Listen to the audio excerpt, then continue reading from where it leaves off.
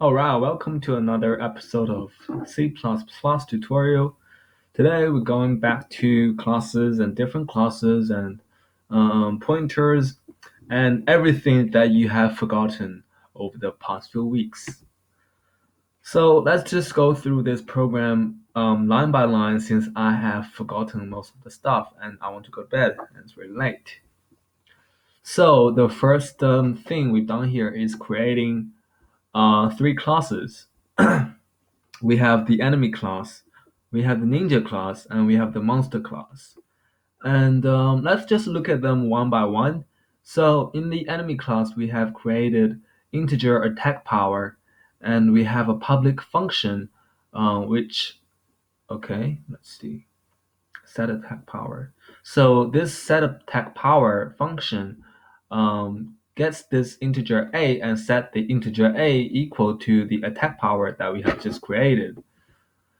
All right, so keep that in mind. Enemy is a class and it has an integer attack power and a function set attack power to a.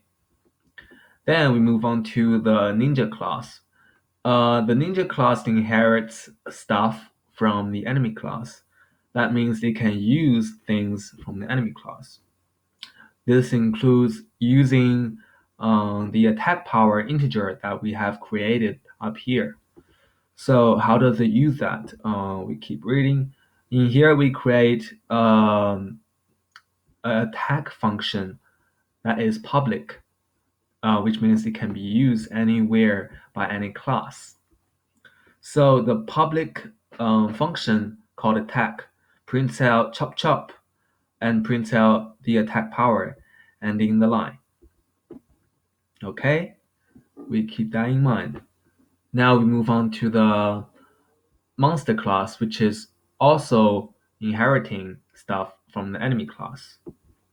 That means you can also use the attack power integer from the enemy class.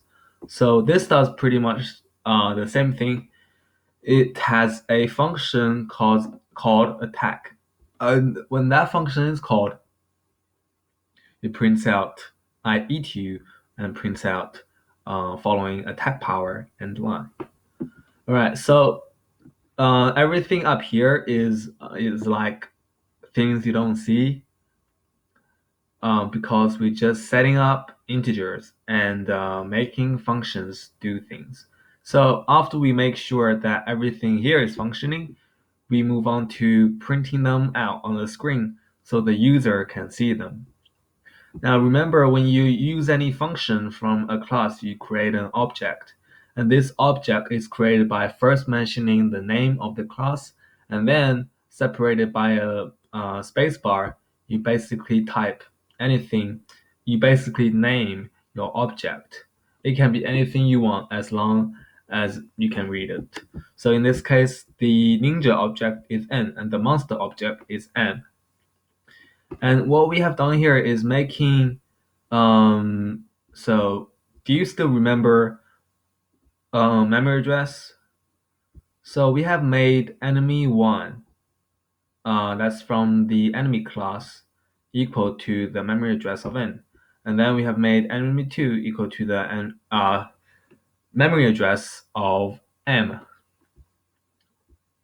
So now remember, now enemy 1 is equal to the memory address of n.